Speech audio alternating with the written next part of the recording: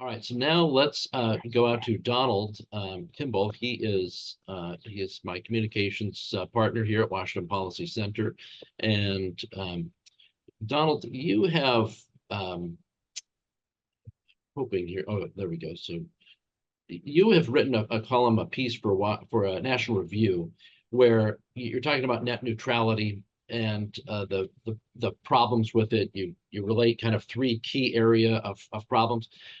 Before we get into those three key areas, let's first start by defining what do people mean by net neutrality and why is it important?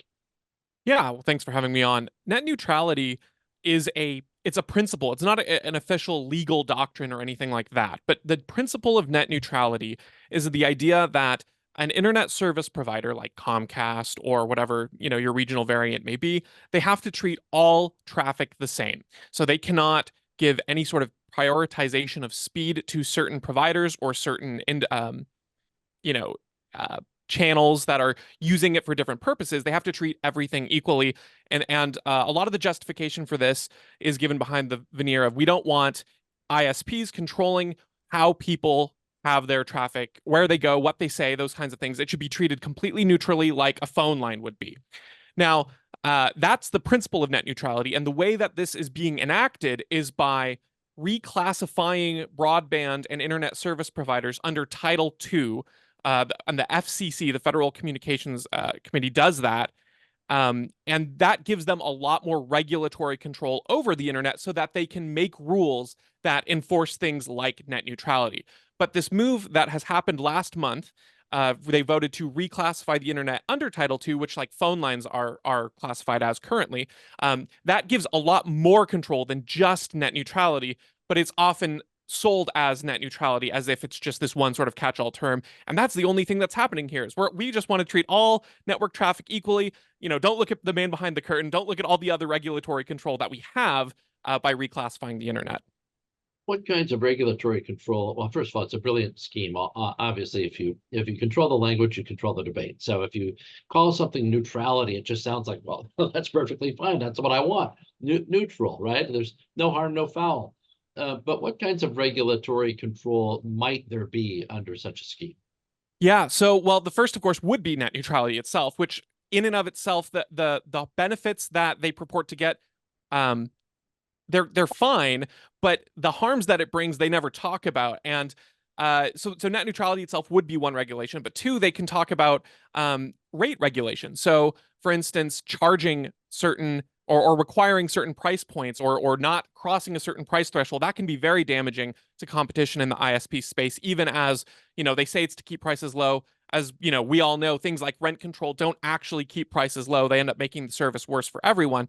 So there's those kinds of regulations. But the other thing is that all of the additional rules that get put in create a sort of fog where a lot of internet service companies and technology companies don't know what will or won't be allowed because it gets so regulated. And so certain technologies that we use today wouldn't even really strictly be allowed under like net neutrality regulations unless there are exceptions made.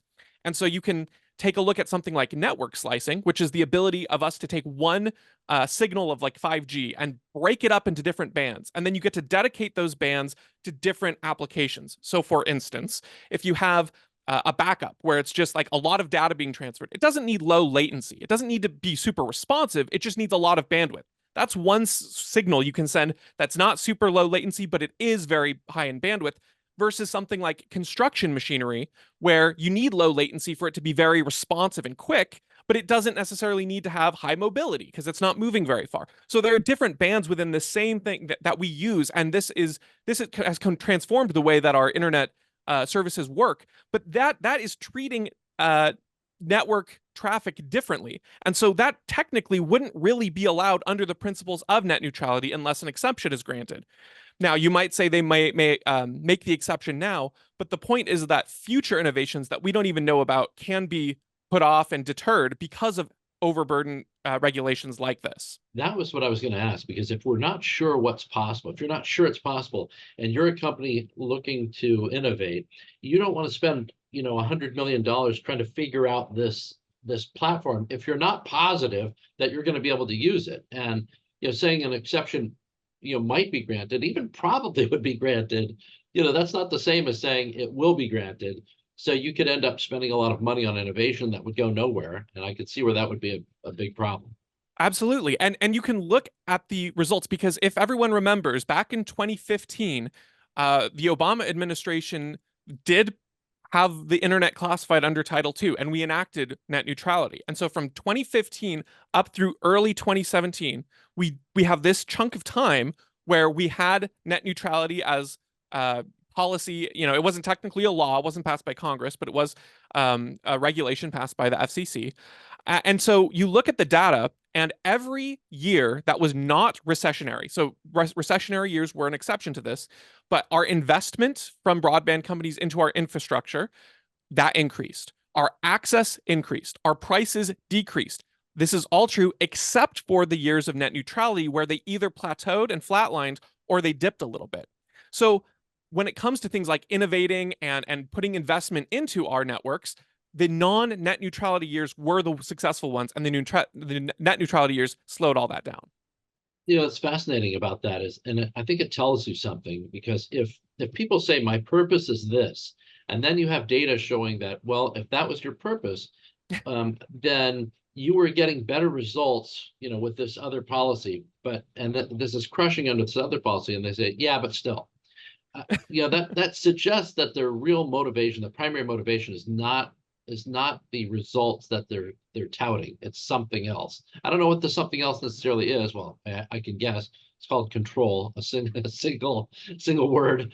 But if you're not getting those results and you're getting them from the opposite of your policy, it just should scream a warning signal to everybody who's on the fence about where to stand on an issue. This completely echoes what our colleague Todd Myers has written about with the environmentalism, you know, where they'll make the green energy buildings and they use more energy than the traditional buildings, but you know, it's a great thing to campaign on. And to your point, you know, we look at what the FCC has said net neutrality should be for. They'll give a flurry of reasons why they need Title II regulation control. One of the reasons they'll give is, again, this what I talked about earlier. They don't want internet service providers throttling content, and they don't want them censoring content. You know, we don't want them controlling what you can or can't say. And you look at the history of the entire time we've had the internet, this has not ever really happened. They can maybe cite one example from over 20 years ago where it happened in a very minor way and it was resolved by the FTC, I believe. They'll bring up a false example of California firefighters who had data throttled through Verizon. This was on a mobile network, would not have applied to net neutrality. It was a misunderstanding, and Verizon, as soon as they figured it out, cleared the way for them to get this data. So all of the examples of the harms that this can bring, they can't actually point to real world examples. It's all hypotheticals. And the second thing that they'll say is, well, we really want to bridge the digital divide, which is this phrase referring to the fact that there are some areas in the United States that don't have access to high-speed internet. They'll say things like, well, we can see that the internet is a part of daily life. It's a part of business. We need to make sure that every American has internet access. But again, you can look at the data and look at the charts there as far as what actually brings that about. But the other thing is that the best way that you're going to bridge this digital divide is by providing more options, giving more companies access to provide internet services. And who's going to do that? Well, usually small businesses. And that's one of the recent things, this association called ACA Connects, which represents over 500 small to medium-sized broadband companies, you know, family-owned businesses and whatnot. They don't like the Title II regulation. And they've come out saying, look, all of the harms from something like net neutrality protects against, we smaller providers are already incentivized to not abuse because we want to provide the best possible service to compete with the big guys. And all of these extra regulations cost small and medium businesses so much more than the big guys. You know, I think the quote that they had was something along the lines of, every dollar spent on a regulation is a dollar we can't spend on our infrastructure and networks. So again, if you want to expand competition, if you want to bridge the digital divide like they say they do, the best thing is to run away from these kinds of regulations rather than embrace them. And that's another example of where you have the advocates of the policy saying, oh, this is really going to help the small competition. We need more competition. They use that language, and then you hear from competitors talking about how, hey, you're increasing the barrier to entry here. Our expenses increase exponentially, whereas these other guys that are established, this is, you know, pennies on the dollar for them, but it's going to kill us. you know, again, it calls into question the motivation of using those, you know, that as part of the excuse for the policy.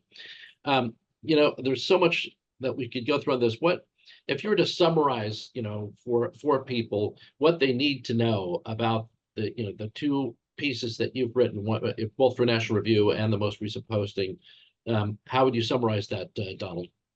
Well, I would summarize it to say, first of all, net neutrality makes a promise to protect from harms we've never seen. And so all of the fear-mongering tactics that they have said would happen, or try examples of things they say, you know, are inevitable to happen, none of that is true. So all of the claims are fear-mongering. Second, data shows that when you look at the overregulated years versus the not regulated years of Title II, the performance has been wildly in favor of the non-regulatory years. One example I would throw in here, which we didn't get a ton of time to talk about, is compare the United States to Europe. Europe has net neutrality styled regulations. During COVID-19, which was the highest use of the internet in the history of the globe, this was when the most people were home, forced to either work from home, or they were forced not to work, and so they were spending time online. The United States' internet infrastructure, not net neutrality, held up fine. We did not have to ration. We didn't have to do anything like that. Our networks held firm. In Europe, they had to ask YouTube and Netflix to throttle their data because their network infrastructure was not able to keep up with the demand. So you just look at the empirical data, and those are your two things. And lastly, what I would say is that, you know, when you talk to the actual stakeholders, the actual people who are going to expand competition, like small businesses, they don't want these regulations. It costs and hurts them. That's why bigger players support net neutrality and smaller players don't. So when you talk to the stakeholders themselves, the people who have actual skin in the game, their incentives are to provide the best service that doesn't throttle, that doesn't censor, at the best price, and expand to the most regions. They don't like this, and so we should probably listen to them as well. Be sure to check out Donald's piece in National Review. You can go to the In the News section at washingtonpolicy.org and read that. Actually, is it linked up at your latest blog? You should link it up if It it's is. not. Oh, good. Yeah, Okay. there's a link in there. You can Yeah. check it out. The blog I wrote recently has Yeah, the just link. go straight to Donald's most recent blog. It's toward the top of our blog section there, and you can read about the net neutrality piece and then link up to the National Review piece as well. Donald, it's been a pleasure. Thanks for joining the show today. And one of the great things about working here at Washington Policy Center is working with people like Donald. Super intelligent, crazy bright, and a great guy to work with. Thanks, Donald. Appreciate it. Thanks so much for having me. You bet. And I appreciate each of you. Thank you for tuning in every other week here at Washington Policy on the Go. We'll be back in 2 weeks with more. In the meantime, be sure to go to our website at washingtonpolicy.org and check out the latest and most important and pressing policy analysis that you'll find in Washington State. And be sure to share it with friends. Tell them about it. Get them involved. Get them to join Washington Policy Center. Get them off the sidelines and getting that information in the hands of people who can make a difference in our state and help us enact better, freer policies for Washington. Thanks so much for joining us, and we'll see you in 2 weeks.